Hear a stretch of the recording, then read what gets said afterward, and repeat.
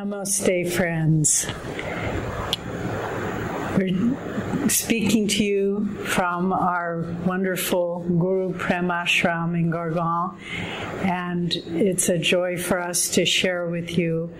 And we know that people join us from not only here in the NCR area, but throughout India and also other places in the world.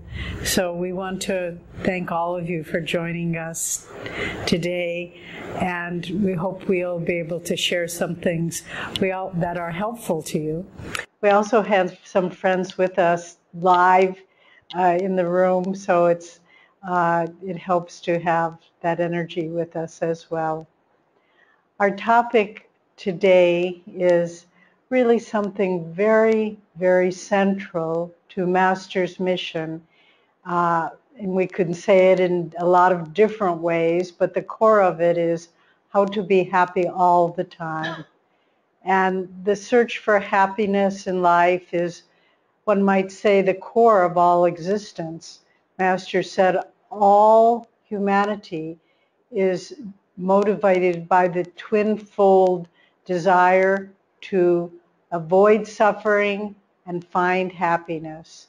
And so the great gift that our Guruji, Yoganandaji, gave us the gift was tools and techniques that help us to both experience happiness within ourselves and also to help us to realize where to look for true lasting happiness, that it will not be found in the world around us, that it will not be found in things, that it will not be found in pleasant experiences, but that the source of happiness begins within ourselves.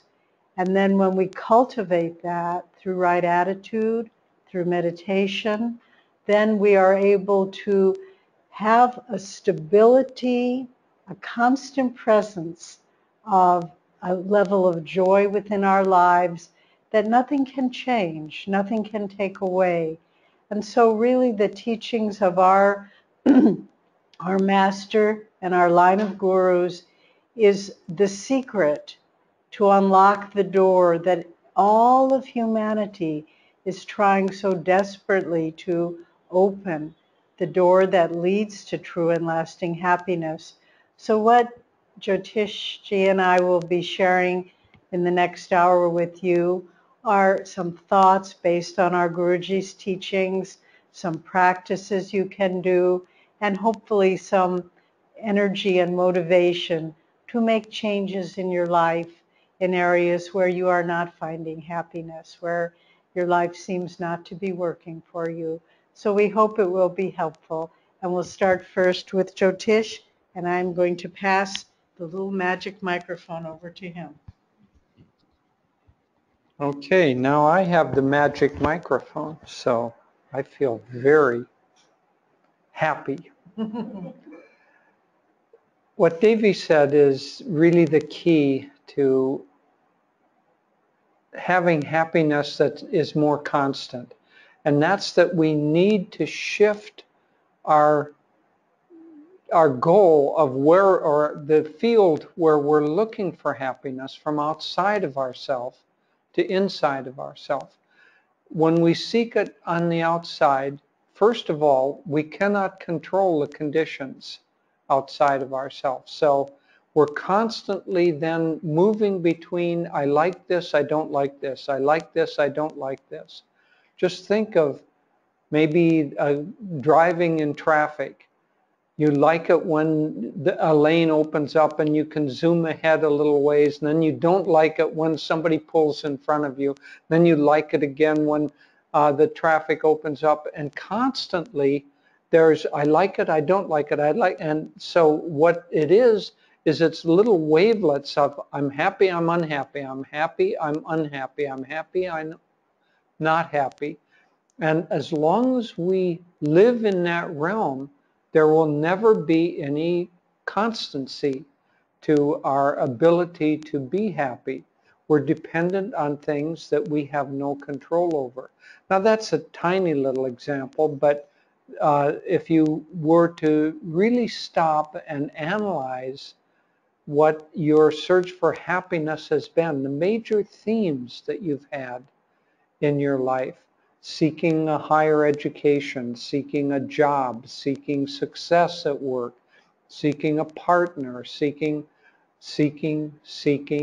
always thinking that something will give you happiness, and in fact, no thing will ever give us happiness. What we're really doing is we're reacting.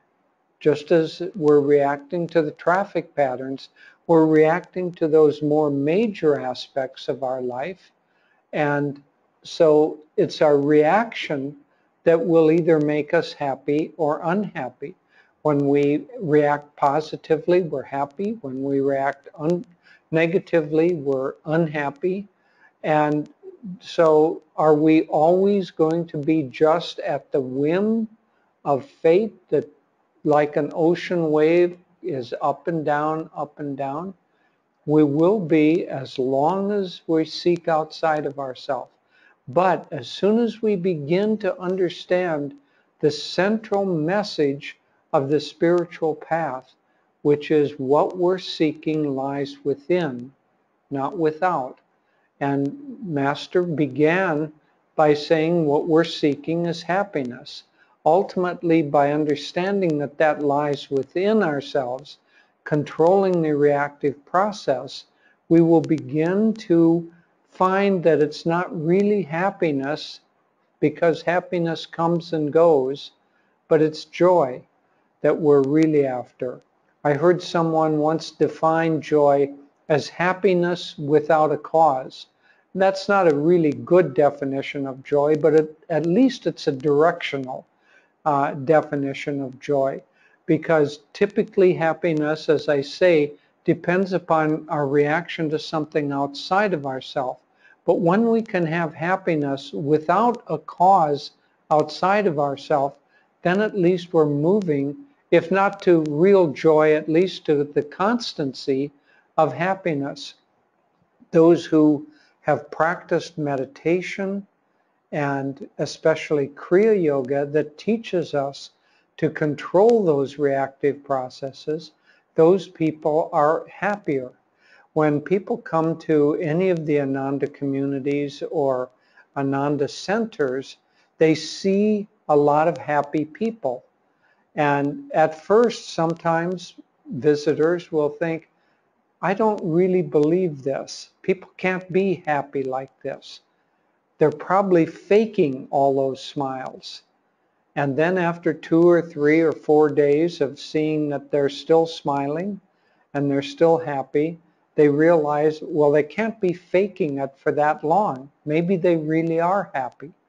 And Swami one time said something very important. He said that when you see a person who's happy or successful or has an uplifted consciousness, the mind tends to think, well, it's because that person is special. He was born that way, or his parents trained him properly and he's special. But Swami said, when you see a whole group of people who have qualities that you admire, you can't say, well, they're all special. But what you can say is there must be something that they're doing that produces that result. And what they're doing, in our case, is we are learning through meditation and the practice of Kriya Yoga to control the reactive process in the spine, which is where it originates. Swami said that, Swami Kriyananda said that even our body language will show whether the energy is rising in the spine or falling in the spine. For instance, you never see someone like this saying, I am so happy, or someone looking like this and saying, I'm miserable. Our body language, when we sit up straight, when we When the energy is rising, we tend naturally to stand up straight, the eyes will become uplifted. Master actually said that if you can't smile in any other way, take the corners of your mouth and push them up so that you smile. And of course, it sounded a little absurd, but neuroscientists have figured out that there is a connection between the musculature and the brain and the mood. And so actually moving your mouth in a smile, even when you're not happy, will help produce a movement of energy that will lead toward happiness. Now I want to do something a little bit different. And this is something that Swamiji did year after year, month after month.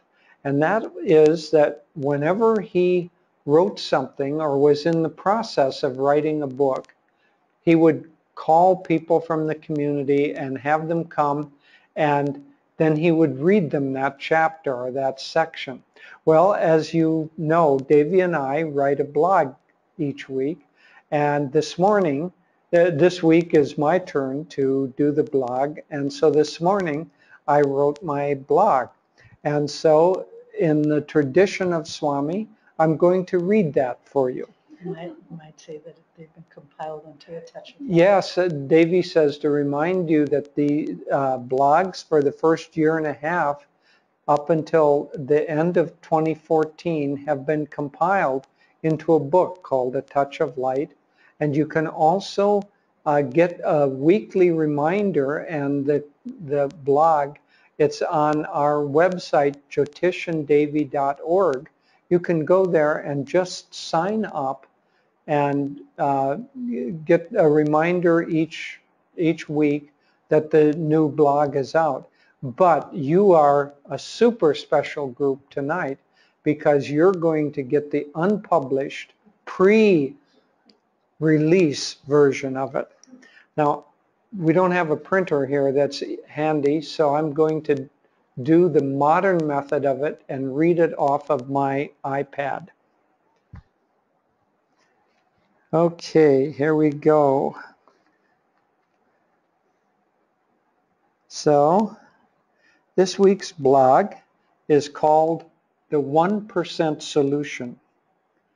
This morning, Devi and I spoke with someone who was feeling overwhelmed and a little guilty because he couldn't keep up with all the should-dos on the spiritual path. I doubt if there is a devotee alive who hasn't had these same thoughts.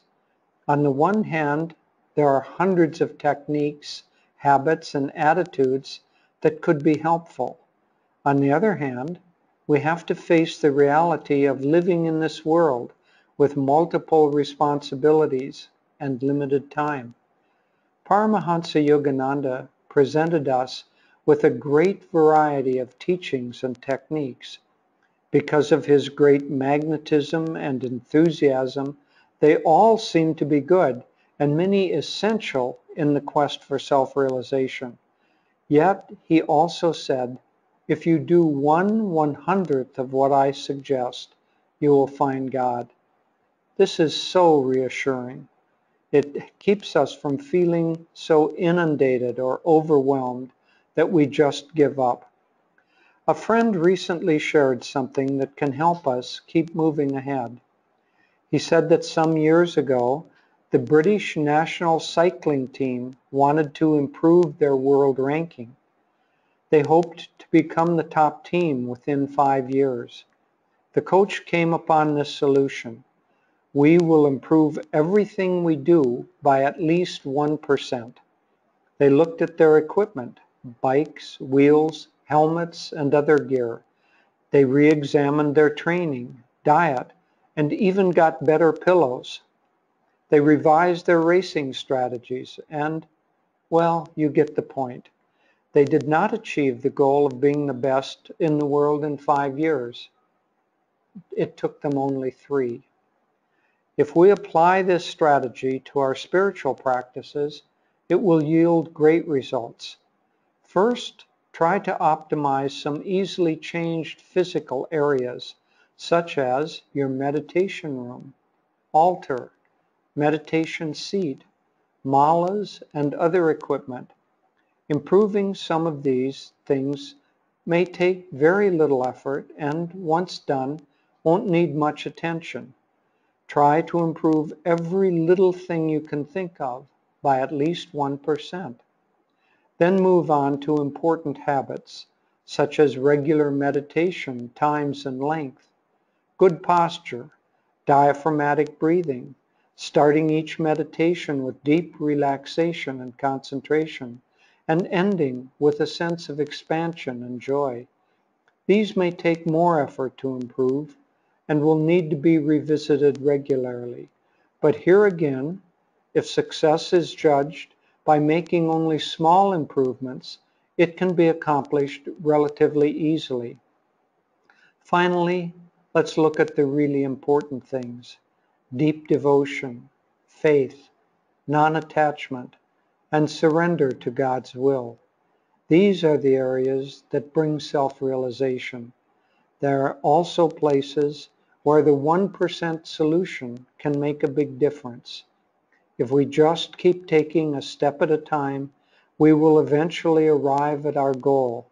As the great householder avatar, Lahiri Mahashaya said, Banat, Banat, Banjai, doing, one day done. In celebration of little steps, Nayaswamis Jyotish. So that's the pre-release. Now, what was being addressed there is a problem that many of us face on the spiritual path. And that's that we feel that there is so much to be done, so many techniques. We're supposed to meditate deeply, and we're supposed to meditate long, and we're supposed to attend satsangs and read and do all these things, that we feel overwhelmed, or more commonly, we simply feel overwhelmed by life itself. There are so many things to do. Devi and I can't tell you the number of times we've heard people say, I feel so badly, but I just can't find time to meditate regularly. Or I get started, as someone said, I flirt with meditation. I get started and then I drop and forget it for long periods of time. Then I come back to it, and so on. We get overwhelmed by having to try to balance all of these things, and yet maintain somehow a standard of a nice living standard for our family, for our children, for those around us that are dependent upon us. At any rate, as I said in the blog, well, you get the point. We get overwhelmed by life. And it does not help to think of meditation as one more burden that we have to do, one more task, one more responsibility that is piled on top of all the other responsibilities. But we should rather think of meditation and the spiritual life as the release of tension, not more tension. And so many times we have a feeling that there are so many things that need our attention that we just can't take care of all of them. And so what I was suggesting here is that we don't try to take care of all of them, and we don't try to achieve perfection in them. We just make little incremental steps, and that's not hard to do, and it can be relaxing and rewarding just to have those little incremental steps that don't take much effort. And then the second aspect of it is, don't judge yourself too harshly. So often we project upon Master this kind of judgmental attitude that is really coming only from our own conscience or our own sense of inadequacy, and we think, oh, Master must not be pleased with me. Maybe Master doesn't love me. Master doesn't care about me anymore because I didn't meditate for an hour and a half this morning, and I've disappointed him. Master, all he wants is for us to be happy. That's where we started out talking this evening. So just the attempt to be happy, the acceptance of the fact that we're trying, and trying is enough as long as we keep making tiny little improvements. One of the things that Master said that, frankly, it used to kind of frighten and bother me is he said, every meditation should be deeper than the one before it. Maybe you've read that or heard it. I thought, oh my God, how can I do that? I have up days and down days. I have good meditations and I have bad meditations, and I try to have a good meditation, but sometimes the mind is just unruly, or there are a lot of restless thoughts. Maybe I have a lot of projects. Maybe I have a blog due, and I'm worried about that. And so the mind is not in a place that it can meditate deeply. And then if I add on to not having a very good meditation, the thought, oh, I've disappointed Master this time. This one was definitely not better than the one before. And now Master's mad at me because I didn't follow what he said.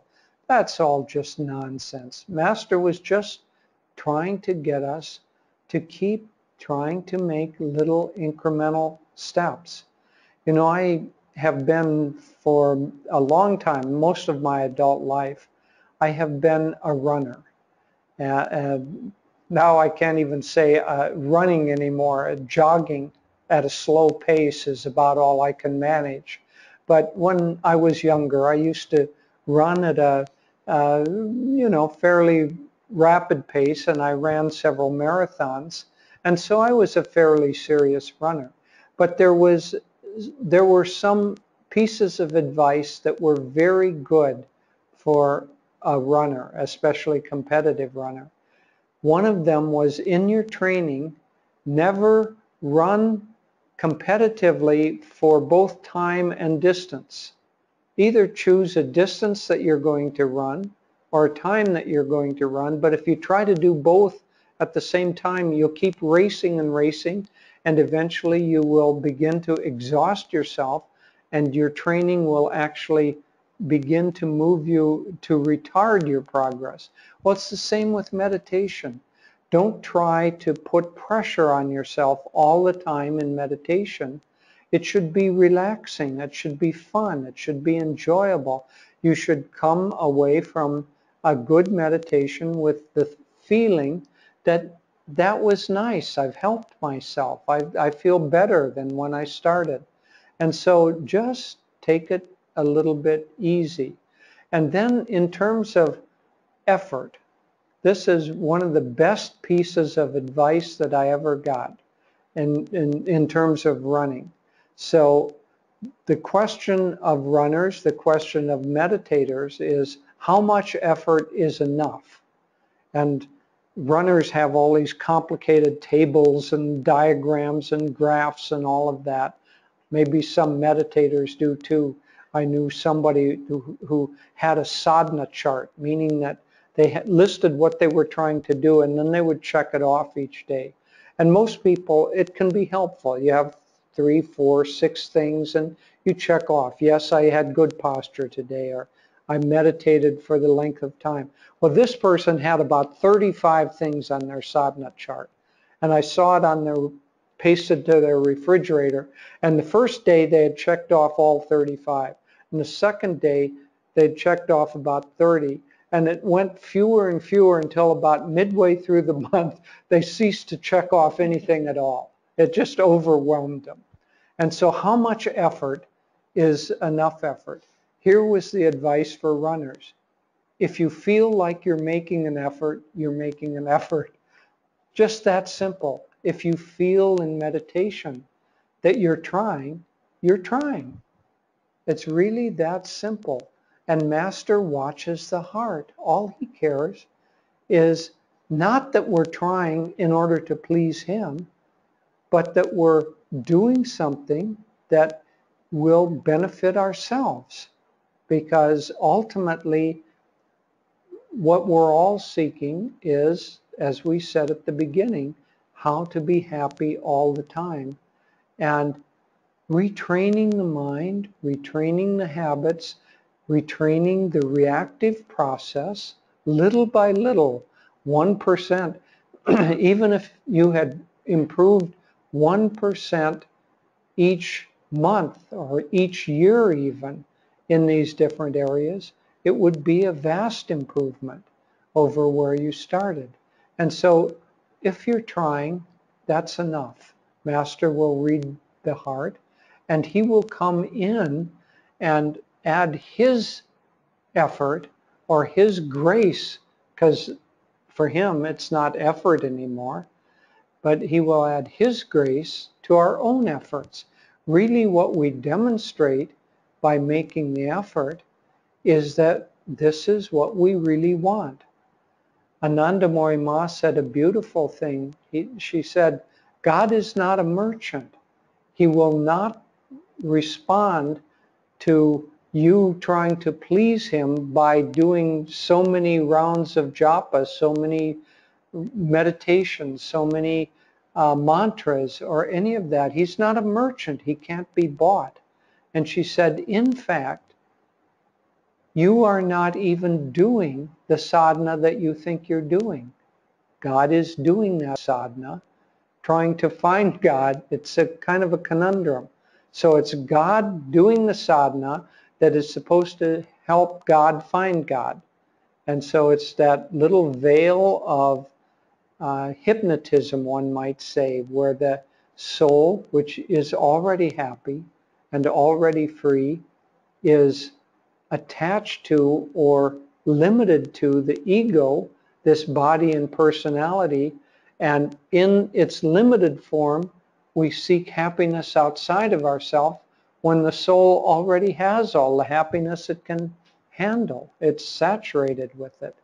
And so we just need to keep this process going on, to keep doing our little part, to do the best that we can, to relax, to accept ourselves, to accept others, to love ourselves, to love others, but most of all, to love God, because in fact, God is all there is. Okay, now I pass the magic wand to Devi.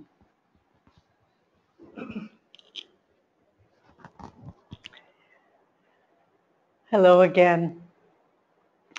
You know, I'd like to start off just by a word of encouragement to everyone, because so often, as Jyotish has been saying, as devotees, we are very hard on ourselves. And we were recently in visiting our community outside of Assisi, Italy, and I noticed one of my friends was wearing a t-shirt with some words printed on it, and it took me a moment to understand what it was. In fact, I had to ask her to explain, and then it was so evident. It just simply said, 1 in 1,000. And then I said, what does that refer to? And she said, well, you know, it says in the Bhagavad Gita, out of 1,000, one seeks me. And out of 1,000 who seeks me, one perhaps finds me. And so we need to really understand. So our friend had a t-shirt that said 1 in 1,000. I didn't ask her which part of the equation she fell on. But it's so important to realize that we need to, with all humility, really understand that we have very, very, very good karma, as Master said, to even want to know God. And we are so scrupulous about, oh, I didn't do enough kriyas, or I didn't do all the different little, not that kriya is little, but I didn't follow through on what my goals were. But to understand that Out of 1,000 people, one seeks. Out of 1,000 that seek, one perhaps find. But Master gave us some very reassuring advice. He said, our percentages are better. So out of 1,000 who seek God with Master's grace, more than just one will find. So just to understand that, and that in itself can be a cause of happiness. From time to time, this lovely thought comes in my mind, and I hold on to it, cling to it actually, that whatever my strengths may be, whatever my inadequacies are as a devotee, I am a disciple of a great guru. And that's really all that's important in this lifetime. We try our best, but ultimately it's not by our efforts that we find God, but it's through the efforts of the guru and God on as the guru is a channel for God. So again, thinking of how do we move forward in achieving this constant state of happiness? And you may think, sometimes people say, oh, that's, kind of a impossible dream. In fact, once we were showing the movie Finding Happiness, which probably most of you have seen. If not, I hope you can see it soon, about the Ananda communities worldwide. And a little girl in the audience afterwards raised her hand and said, that isn't really true, is it? And we said, it really is true. And it's hard for people to accept that. But Master talked about that dream he had, or a vision really, where he was in a very dusty, crowded marketplace. And there were just people packed together and shopping and selling and tending their children and all the things that happen in a little village marketplace. And every once in a while, he would notice someone would kind of walk to the outskirts of the marketplace and look up with hope, and then they would sigh and come back to the crowded marketplace. And finally, Master, in this vision, wondered what they were all looking at. And he himself went out to the outskirts of the marketplace, and he looked up and he saw a beautiful, beautiful mountain. And he knew that that mountain represented the state of divine bliss. And all of his heart and all of his yearning wanted to climb that mountain. But just as everyone else before him in that marketplace, he looked up and he thought, oh, but it's too high. It's too high for me. I can't reach the summit of that. But then for all of us, because he was already an avatar, he resolved that quickly within himself, and he said, well, maybe I can't make it to the top, but I can take the first step. And maybe we can't make it to the top of the high mountain of experiencing the bliss of God, but it is a directional experience, and we can start taking the steps that lead us to that mountaintop. And the beautiful thing is, every step we take is rewarding in and of itself. So it isn't like we have to wait till we're at the mountaintop before we find a higher state of consciousness, before we find more fulfillment or satisfaction in life. Every step of the way is something that is worth having, worth putting our energy out, worth making the effort for. And so I'd like to share some thoughts based on Master's teachings about practical things we can do to live more in a state of happiness, starting on the physical level, the emotional level, attitudinal and mental level, and then spiritual level. And, one of the things that Master's path is so rewarding, one of the things about which Master's path is so rewarding are all the practical tools he gave us. And sometimes people say, well, that's all that mysticism, that doesn't really work in the practical world. And Master replied, I'm not sure my path is a mystical path. I think it's a very practical path, and that seeking the happiness of God is the most practical thing we can do. And surely that's true, because everything else betrays our happiness. When we try to seek happiness in the things of the world, it betrays us, and we never find our fulfillment there.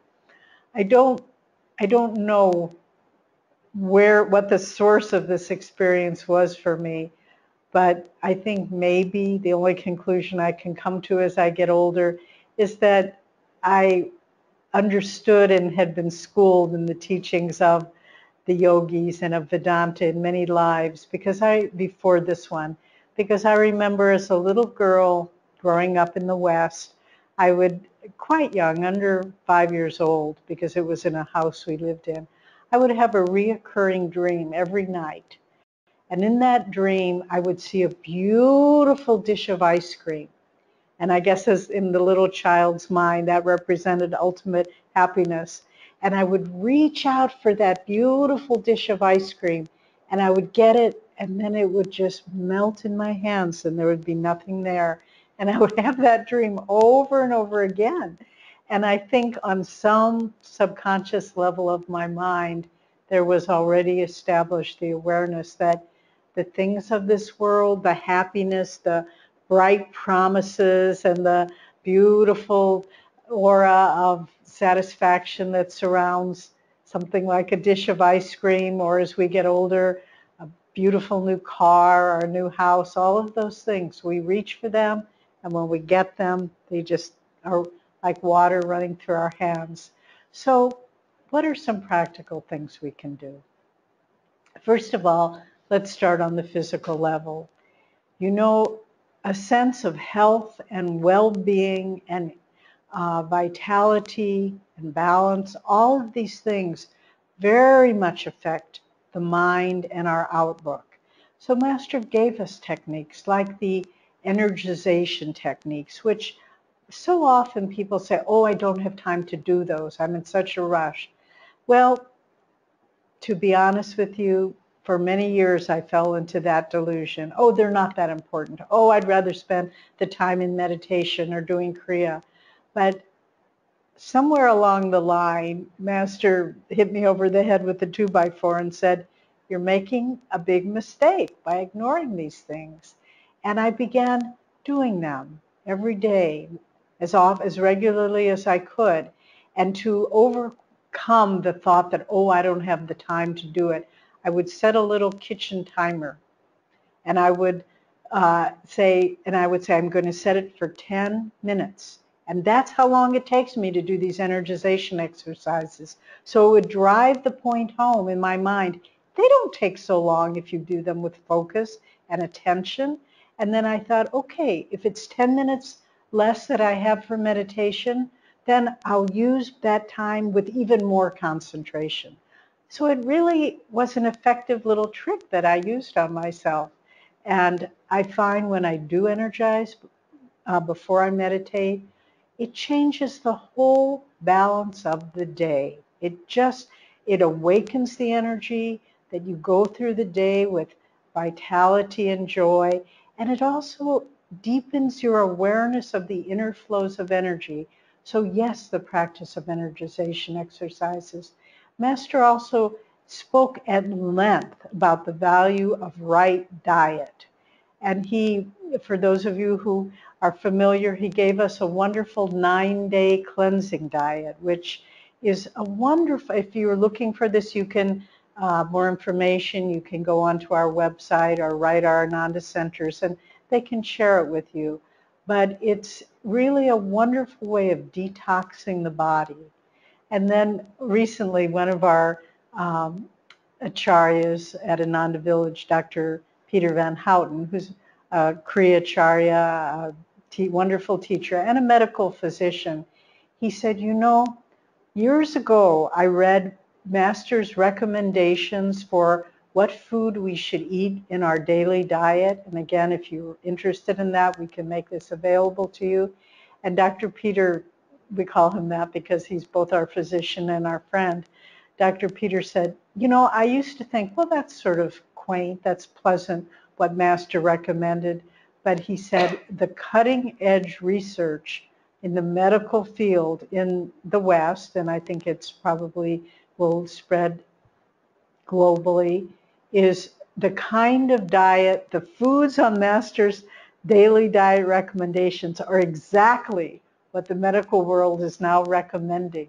Fresh fruits, fresh vegetables, cultured milk, clabbered milk as he called it, dahi and so forth, but whole grains. And it's amazing how and more medical research is showing that toxins in the digestive tract produce mental states, negative mental states. And again, if you try fasting 1 day a week, which Master recommended too, fasting 1 day a week and 3 days a month, at first you're a little hungry, but you find when you wake up after a day of fasting, your mind is so clear. Maybe you feel a little hungry, as I said, but it is a far less experience than the sense of well-being. So all of these are things that affect our mental and emotional outlook. So if the body is healthy, if we're feeling a vital flow of life force, we're able to look at life and just with a positive outlook. Now, emotionally, we also, as Jyotish mentioned earlier, so much of what goes on in life is simply reacting positively and negatively. Years ago, Jyotish and I were teaching at our retreat at Ananda Village, the Expanding Light. We were teaching a yoga teacher training course. And as a little fun exercise, we had all of the students do a little skit, put on a little play, and just for fun entertainment one night. And one of the fellows created this skit called A Day in the Life of a Ananda yoga teacher. And it started off, the alarm clock goes off and, oh, I don't want to have to get up now. And then, but I'll feel better if I go and meditate. And then he meditates and then goes into breakfast. And oh, good, they have oatmeal. I love oatmeal. Oh, darn, they put raisins in the oatmeal. I don't like raisins. And the whole day was back and forth. I like, I don't like, I like, I don't like. And he was trying to demonstrate that principle in a very amusing way. But it's a good way to analyze your own life. Look at the emotional reactions that you have throughout the day. Positive, negative, and just say, why go there? Why not, Jyotish was talking about finding the way through traffic. Why not leap over the traffic and say, if a lane opens up, if it doesn't open up, emotionally, I am going to rise above the fluctuations of the vicissitudes, the changing experiences of this world. It's really the only thing that will help us to find that stability. Once we often talk about fires at Ananda Village. Well, we live, Ananda Village is in California, and we're famous for many things in California, beautiful beaches and sunshine and Hollywood and lovely, lovely things. But we're also famous for our fires, and Ananda has had its share of them. And one year, in the early days, we had a lovely little geodesic dome temple up at our meditation retreat. And someone had been meditating in there in the evening and left a candle burning, and it caught fire on the altar, and the temple burnt to the ground. And fortunately, it was contained to that. It didn't spread beyond that. But Swamiji said, as soon as he found out, first he thought, oh, Divine Mother, he went into a negative state. He thought, why did you take our temple? We've worked so hard for this. And then he sat down and he said, I'm not going to let this take away my inner joy. And he sat to meditate and he said, Divine Mother, I built this temple for you, and if you want to take it, you take it. It's yours. And he sat there to meditate, and he felt so much bliss, overwhelming with joy. And Swami said, kind of teasingly, I said to Divine Mother, do you want to take the kitchen dome too? Because he felt so much joy of offering up what might have been a negative experience. And so to really, we need to take charge. So most people in the world are like little ping pong balls or badminton. I'm not sure what they call the little badminton birdie, the birdie, yeah, that flies back and forth. And it just, you get hit and you get back and forth. But if we say, I am tired of being hit back and forth, I am going to walk through this life where I determine my own level of happiness. Recently, we visited some friends of ours who are going through a very big life test. The wife was diagnosed with cancer, and they weren't sure how advanced it was, how serious it was. And of course, this is not a joyful experience. But we went to visit them in the hospital, and I was so inspired by being in their presence. I saw nothing in the wife's eyes or the husband's eyes but peace and faith in God and joy. And I just thought, whatever happens, they are going to be just fine. And if we have those attitudes as well, we're able to, it doesn't mean that everything will go well. We can't promise ourselves that, well, if I have the right attitude, all my challenges will go away. No, no, no, that's merchant consciousness. You say, if I have the right attitude, that is its own reward. As Swami said, joy is not a reward, it is the solution. So you don't say, well, if I'm a good person, then I'll be happy. You think, no, I will be happy. I will live in a state of joy no matter what happens. And is this easy? Of course it's not easy. Of course it takes discipline, but is it worth it? Of course it's worth it, because then we become a cause in our own life. We determine what happens. And honestly, the more you become a cause in your life, the more everything works out for the best. I've seen this over and over again in my life. And I've seen it, Swami demonstrated it so beautifully. Was his life easy? By no means. Did he live in a state of constant joy and bliss? As far as I could tell, all the time. And that was through a life of disciplining his mind, disciplining his emotions, and choosing to live in happiness. When that I mentioned the temple burning down, that later that day, we were with Swami, and he went into a little nearby store near to our community. And he went in, and after having this wonderful experience of bliss from Divine Mother, and he was whistling and singing. And the proprietor of the store, who knew what had happened, said, "You are singing?" She said, "When my house burned down, I cried for 3 months." And Swami said, "Well, we lost the temple. I haven't lost my singing voice." And, you know, and she was really surprised at that reaction. But we can also discipline our emotions, past emotions. It's, for example, we were talking with some friends recently, and one of them was saying how we were just sharing on a personal level, and she said, my mother was a very harsh woman. She was not very loving, not very kind, and I went through a lot of my life resenting her. And then finally, I got to the place, after really offering up to God, that I could just forgive her. And she said, so I was on that kind of scale, first resentment, and then really working at forgiveness.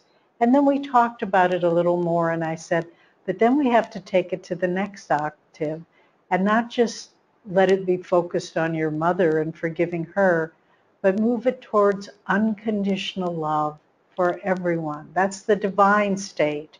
And we can look at so many of the emotional patterns that we have. Maybe we have a lot of guilt about ourselves. And, oh, I made mistakes, I did wrong things. Well, if we can move emotionally from guilt to self-acceptance, affirming that maybe I made mistakes, but as Sri Yukteswar said, the lives of all men are dark with many stains. All things in future will improve if we are making the right spiritual effort now.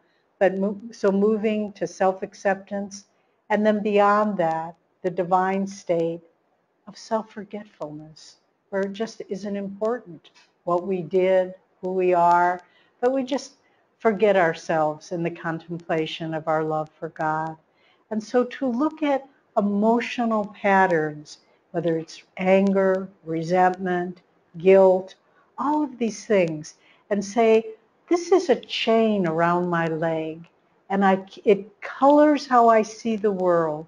Let me break that chain by my own effort and then by God's grace. And I don't want any negative emotional patterns to hold me back. And then with the right attitudes, we can see how when we begin having positive thinking, as I said, it changes the world around us. We, before we left Ananda village, which was in August, came to Italy for a month and now here in India, we, as a community, we decided to do an affirmation. It's one of Swamiji's affirmations on happiness, actually, positive thinking, positive thinking from his book, Affirmations for Self-Healing. And I want to share it with you because I've been doing it regularly, a number of times a day since then, and it has a wonderful impact on your life. So the affirmation is simply this: my outward life is a reflection of my inner thoughts. Filled with the joy of God, I express His joy and harmony in everything I do. To make this more immediate to you, I'd like you to, let's do this together just as a mental affirmation. So sit up, focus at the point between the eyebrows, and just mentally repeat after me, and I'll do it several times. My outer life is a reflection of my inner thoughts. Filled with the joy of God, I express His joy and harmony in everything I do. Again, my outer life is a reflection of my inner thoughts. Filled with the joy of God, I express His joy and harmony in everything I do. One last time. My outer life is a reflection of my inner thoughts. Filled with the joy of God, I express His joy and harmony in everything I do. So this is a wonderful affirmation. And if we can fill our minds with the joy of God, then that spills over and it's reflected in everything around us. And then finally, and we'll close with these thoughts, how do you fill yourself with the joy of God? And that comes to all of Master's techniques on meditation, Hong Sa, Om, and Kriya Yoga, because it lifts our consciousness to the centers of higher awareness, whether we talk about the chakras and the astral body, or simply on a physical level that research in neuroscience now shows that the prefrontal lobes of the brain are centers where we concentrate when we meditate. These are centers of joy and positive emotions. So it again reaffirms what the yogis and sages of down through the ages have taught us.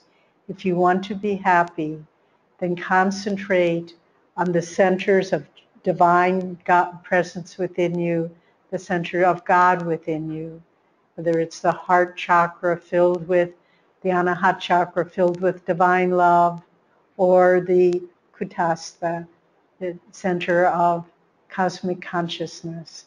But these are the source of joy in the world and the source of joy within ourselves. If we seek it anywhere else, we will only be disappointed, and the fulfillment we find will be but a faint shadow of the true joy within ourselves. So, our dear friends who are with us today, we hope and pray that Master Awaken within you motivate you to put into practice all of these wonderful teachings. They work. And as Master said, and we should cling to this thought, no one goes home empty-handed. And so our prayer for all of you is that your hands, your heart, your mind, your whole being be filled with the true joy of God that nothing in this world can ever take away. Joy to you. Joy to you.